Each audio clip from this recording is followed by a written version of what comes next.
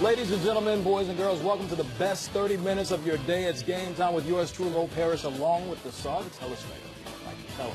Hey, doing, Coach? Doing great, bro. Of course, we're having a good night, and the MGM Resort Summer League preliminary round was complete Tuesday. Now the process of elimination began Wednesday with the Summer League. Let's get right to the highlights, shall we? Looking forward to it. Of course, starting with your former team, the Atlanta Hawks and the Indiana Pacers, there is the rookie Trae Young, always ready to shoot. Rough beginning for the Atlanta Hawks. Very rough beginning in the Portland bracket, and they found themselves down by a lot, but they would recover. We'll get to that in a minute. Aaron Holiday, his family is full of NBA players. He gets the and one, misses the free throw. Kentucky Wildcat, Poitras, 21.7 rebounds. Seems like the Pacers are just getting to the rim anytime they want to. There's Holiday again. Indiana up at halftime, 62-40. But then everything started to fall apart. Yeah, it did. Spellman, impressive, 13 points, 9 rebounds. They were down by as many as 27, the Hawks were, and then Trae Young starts dishing and distributing. Finds Tyler Dorsey.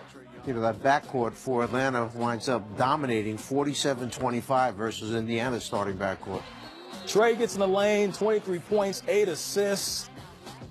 Hawks get the victory.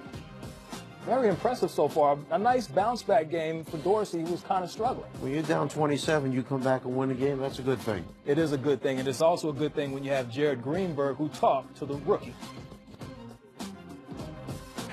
Down 19 in the first half yesterday, come back, win 27 down today. What is it about you guys in this come-from-behind effort? I mean, it's been working for us, but we don't want to get into that bond early in the game. I think the leaders in the locker room we got onto each other. That's not how we play. In the first half, we just got on it, and we wanted to turn around second half, and that's what we did, and that's how we grit out a big win. Trae, yesterday you were doing it with your spectacular shooting from long distance. Today the shot wasn't necessarily falling, but 5 fourth-quarter assists. What were you seeing out there that allowed you to play make?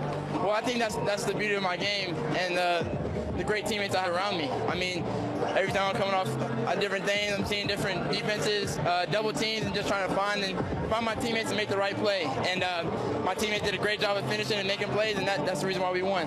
And how about having Tyler Dorsey back after missing the last 2 with a hip injury? Tyler Dorsey played amazing today. I mean, he's a big reason why we won today.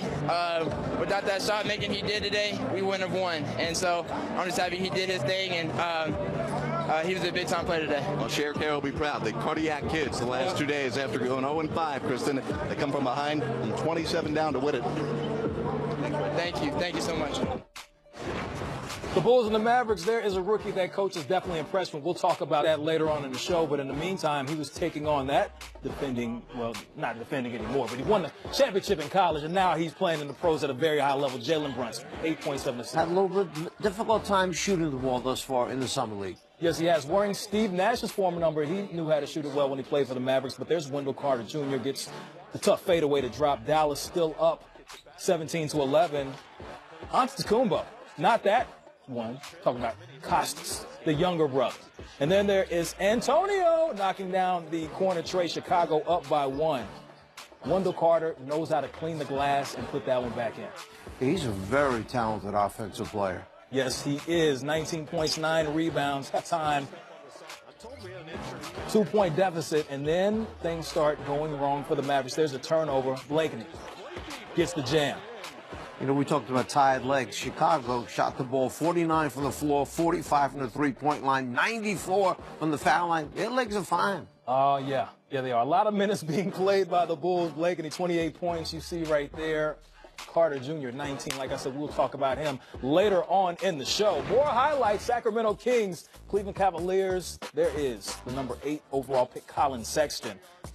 Dishing and distributing early, finds the big man for the jam. You got to like him a little bit. He has a zest for the game. He's a great competitor, Sexton, and so far, I like what you see in the Summer League. And he definitely knows how to get to the rim, misses the free throw. What makes him so effective getting to the basket? Well, he's fearless, okay? And he's got a body that can take the pounding right now. He's a youngster. He's going to get bigger and stronger as he develops within the program. But he takes the leadership role over very well right now for this team. He has 16 points at the half. More Sexton. Putting on a show for the fans in Vegas. I'm pretty sure Cleveland's going to like that when he gets back to the 2-1-6. puts him to sleep. Top of the key, that's a J. He had 25 points, a game high, along with 7 assists. Cleveland gets the victory 96-84. Cavs 3-1 thus far in the tournament. Yes, indeed, they're impressive. Not pictured. Harry Giles ejected from that game from the Sacramento Kings. Be interested to see what he does in the regular season. Speaking of regular season, there's a number of rules that are being tested in the Summer League, and it's going to be interesting to see how they are implemented. Coach, you have your thoughts on a couple of these that you're okay with so far. Well, I like the coach's challenge, and we'll talk about that in a second coming up, but that shot clock reset to 14 seconds. You know, we want to speed up the NBA game so the fans aren't in there too long, okay, having food and beverage as the game goes on. So, on an offensive rebound, instead of being reset to 24, you set it to 14. It forces teams to get into something more quickly, whether it's a sudden pick and roll, an isolation, a quick hit into the post area. They've got to come up with something and create in just 14 seconds. Now, going back to the coach's challenge, we see this on the screen right here. Now, number one, do you like this? Do you like everything that's laid out here? I like the idea that the coaches have an opportunity and know there will be no flags, right? You told me. No flags. Well, how do they do it? So specifically, I actually saw this happen in the Summer League. The coaches have a button that they can press at the end of the scorer's table. Once they press the button, as you will see on the screen, there's a green light that lights up, and you see it right there. Family Feud. Hit that button. There it is. There it is. Green means go, and that is how you challenge in the NBA. So I like the fact that the coaches have the opportunity, if they feel that there was a missed call, I can take my one shot at it if I want, and if he's proven correctly, you get that challenge back again. So if you were coaching back in the day, how often would you have utilized? I would use it every game of the season. Every one. It would have been a challenge going on. Okay? Indeed. We don't want to slow down the game anymore, though. Right. Look, I don't really think the fans notice that extra 30 seconds or 45 seconds. I don't. But I understand, you know, because of TV, because there are time constraints, there are other shows that come on after a scheduled NBA game, that the commissioner looked into it, and they had to try and find ways to tighten this thing up and make it more compact. And if the game went on too long, like people were complaining about baseball being too long of a game to sit there, so now your time in pitchers, like how much time they get in between each pitch. Regardless, we all love drama, and we want to see great things happen in NBA. Speaking of great things happening, there are a number of rookies that have been putting on a show so far, including the #1 overall pick. But what about the other rookies that have caught our eye? Myself and Coach, we're going to take a look coming up. We got to keep you in the loop on all the transactions with NBA.com. Make sure you pay attention to the free agent tracker. Go on NBA.com/free agent so you can find out what all your favorite players are going and what their destination will be for the upcoming season. Let's take it to the highlights. Summer League continues. The Nets and the Rockets, that afro is the nicest in the league. You like that, don't you, Czar? I do like that. Yeah. Jared Allen, ISO ball, goes right to the rack. How do you feel about this game? That's a strong move. Open that court up, space it out, give them room to drive and attack. The Rockets, quick passes. You know how they do. They like to share and shoot the three. The Anthony Melton, 17 points, 5 rebounds. Houston in control at halftime. Joe Chi going coast to coast. 17.7 rebounds. You always like a big man that has a little body control right there with some hang time. Very, very nice. He would make the free throw. Houston up by 10. Milton Doyle. Uh-oh. Crossover. Big man didn't move his feet too well on that one. Not too well. He had 21 points. Keeping it moving into the fourth quarter. R.J. Hunter rebounds. Isaiah Hartenstein for the dunk. When they space out, it opens up the lane. The big man by himself for the dunk. Very impressive. The big man getting it done. Houston gets the victory against the Nets, as you see right there. Plenty of shots made for the Rockets. They have multiple players scoring double figures. 5, in fact, as you see on the screen. The Nets, not so much. As we continue on, the Clippers and the Wizards. Here's Jerome Robinson taking on Troy Brown Jr. Second half, Clippers are up 50-34. Devin Robinson, an impressive jam right there. Coming up on the baseline, avoids the big man who really didn't look like he wanted all that much of that. Wanted no parts of that. They call that making a business decision. Reggie Upshaw, 3-ball corner pocket. Fourth quarter. Reggie Upshaw. 3 of 6 from the three-point line for Upshaw. It's a good percentage he's shooting right there. He had 24 points, 9 rebounds. Clippers up 83-70. And then, scary moment coming up. Troy Brown Jr. lays it up. Jerome Robinson goes down with an injury. If you squeamish, look away. You're looking at the replay. Goes down immediately. Managing that injury right there, and the Clippers get the victory against Washington. Impressive victory. Clippers playing well so far in the Summer League. Happened to Washington's offense, 74 points. Come on, this is Summer League. Summer League, got to step it up. Detroit, Minnesota, we'll see some offense in this game. Josh Okogie, the rookie, coming in, 20th overall pick, first rounder. We'll get to him in a second, but he's struggling. Pulls up for three. That one doesn't go in. He misses the corner three. He finishes with 7 points, shot 3 of 9 in the game. You know what's so interesting? These guys play so many games in so few days, and they've had a week of practice. They have no legs left. Right. Bruce Brown Jr., you saw him against the layup. Bruce Brown Jr. again, 15 points, 11 rebounds, playing well so far. We're going to talk about some guys that are playing well in the Summer League coming up in a second. Stick around for that. Detroit up 36-17 at halftime. But this guy right here, KBD. Second round pick from Ohio State. Are you impressed with him so far? I like the idea. He's in attack mode all the time. You close out on him, he's going to buy you off the dribble. No doubt about it. Base job, doing work.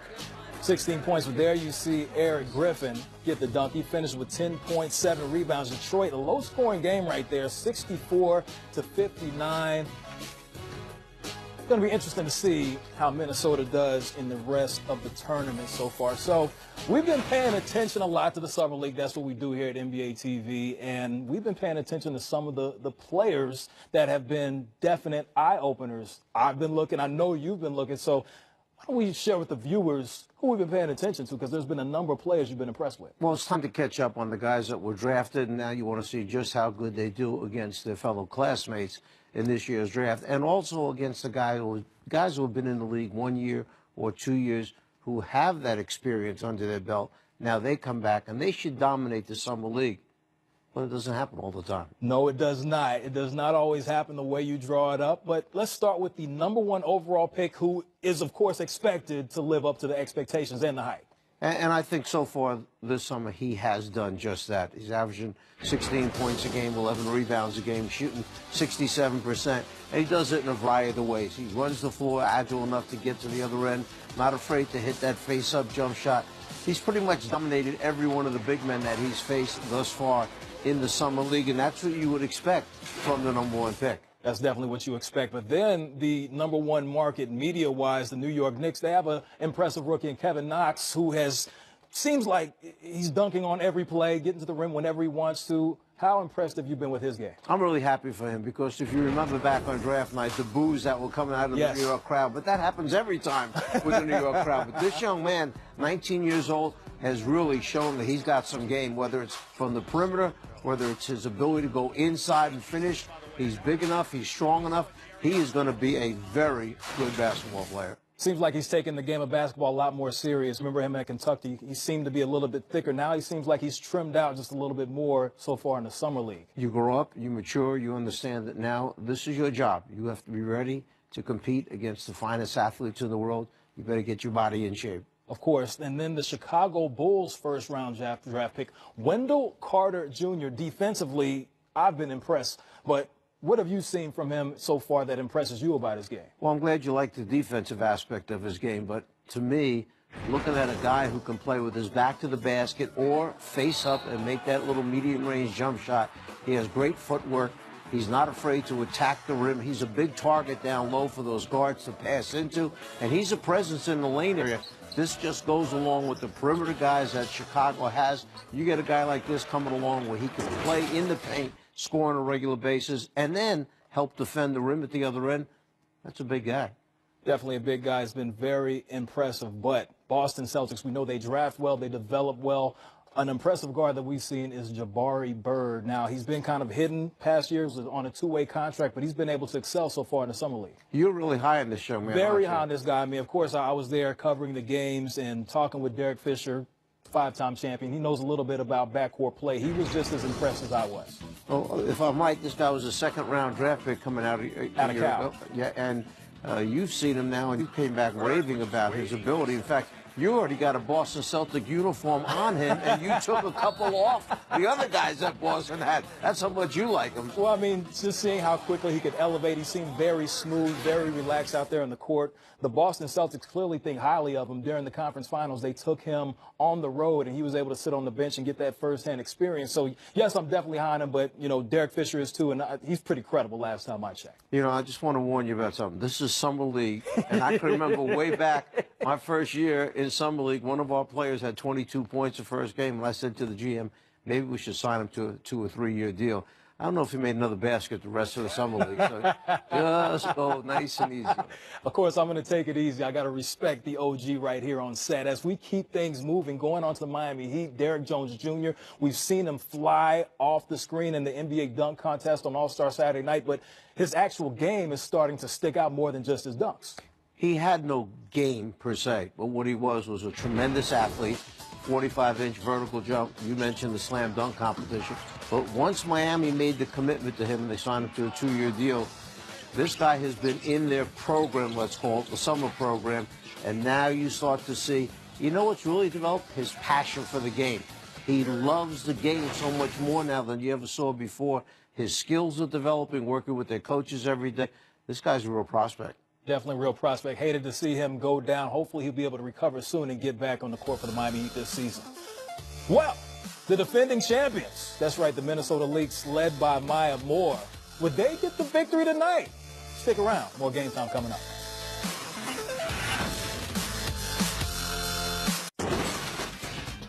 The Minnesota Lynx Maya Moore made the cover of the latest edition of Slam magazine. The 4-time WNBA champion became the second woman to make the cover of Slam and the first since 1998. Do you have any clue what the first one was? No? Okay, Shamika Holsclaw. I answered that one myself. I was just getting ready. Let's take it to the highlight, the Lynx's figure. There is Maya Moore finding Daniel Robinson. This is Robinson's first WNBA 3, Minnesota up 17-3. And then Maya Moore saves the bad pass. And there it is. Fake Benley gets the layup. Halftime, Minnesota in control. Lynx starting to pull away. There is Sylvia Fowles, the defending MVP. 19-point lead, the largest of the quarter. Fowles kicks it out to Daniel Robinson, bounces back. The aggressive lay-in. Fouls. A 2010 night, also 7 assists, the 13th double-double of the season. The Sun and the Liberty. Courtney Williams for the 3. Seeded 3B is the Connecticut up 23-18. How about Tina Charles? Very efficient in the painted area. How long has she been around? She's been around very, very long and has been playing at a high level for a very long time. Connecticut up at halftime by 4. Shania Gumake with the pick and roll layup. More Gumake. How about that reverse? Very impressive player so far this season, coming off that ACL, Achilles injury, I should say. Huge play drawn up, coming out of the timeout. 3 to tie the score. There it is, 76-76. And then Zealous, never overzealous, right on time, knocks down the 3, clutch. You know what I'm saying? The most dangerous person could be the person passing it inbound. You are right about that, Coach. We are going to the Dream and the Mystic. You saw Della Don, the Eastern Conference Player of the Week. 29-point game in Seattle. That was the last one, and she continues to make things happen. Finds Ariel Atkins, the rookie from Duke. Washington up, and then Tiffany Hayes. That 3 is good. Atlanta in control by 10. Up at halftime by 9 to the third quarter we go. Scary moment. Angel McCoughtry drives baseline for the layup. Catches LaToya Sanders with the elbow to the face. Sanders would not return to the game. She stayed down for a while, but McCoughtry driving for the layup and the foul. She would make the free throw. Atlanta handling their business. He put in work as an Iowa State Cyclone, but what is he doing in the Summer League? Mr. Morris to the cup, but the Nuggets get the victory. We'll see more Summer League action. There are the Toronto Raptors and the Denver Nuggets. There is Monte Morris averaging 16 points per game, shooting 48%. Malik Beasley steals the inbound and goes the opposite direction. That is nice. Score tied at 2 early. Monte Morris showing the mid-range game is on point, the baseline J. This backcourt has been impressive in the Summer League for Denver so far. It has. And the other thing that is impressive is the coaches stick with what the plans are, meaning They're not worrying about wins all the time. They rest guys certain times to give other players a chance to try and make their regular season roster. Speaking of getting a chance, throw the lob. Raptors. There's the lob. ISO. There it is. Raptors get the victory. There is the 3-ball in the corner pocket. OG Ginobili. 22 points, 4 rebounds. There are the Hornets and Warriors. And there is the first-round draft pick, Miles Bridges. Willie Hernangomez knocking down the 3. He seems to have stepped his game up so far playing for the Hornets in the Summer League. Everybody that goes to the corner shoots a 3 makes it. I don't know what it is. Ask Bruce Bowen about that. He knows about it very well. Then Marcus Derrickson, deep 3. Dwayne Bacon, sizzling. A lot of threes being shot by players in the NBA. It seems to be a theme nowadays. Isn't that right, Coach? 35 threes for Golden State's team tonight. Bridges spin the paint for 2. He had 17 points, 8 rebounds, 19 points. There's nobody in the paint. Look how spread out they are. Nobody in the painted area except when you drive and dish. The drop-off right there is very impressive. How about that pass? Swinging the ball. Hernangomez, 18 points, 13 rebounds. He's playing like a more confident player. A little bit of experience, much more confident. As he should be. And we are very confident that you are going to turn into our network for the MGM Resorts Summer League. It continues on Thursday on NBA TV. Heat Pelicans at 4. Grizzlies, Thunder, 6 p.m. Spurs, Bucks at 8 p.m. Jazz, Magic close it out at 10 p.m. All those times are Eastern. Definitely having a good time tonight. Just in case you missed it, you need to make sure that you pay attention to our eye-openers. Coach, you had a number of eye-openers that you saw, and apparently we're going to have some more eye-openers when you see us again Thursday night at midnight. Well, we can see Mamba when we watch the games tomorrow because I like this young man. He keeps getting better and better each time out. Definitely. I like Jaren Jackson. He's impressive. We're impressive. We love you. We'll see you soon. We're out.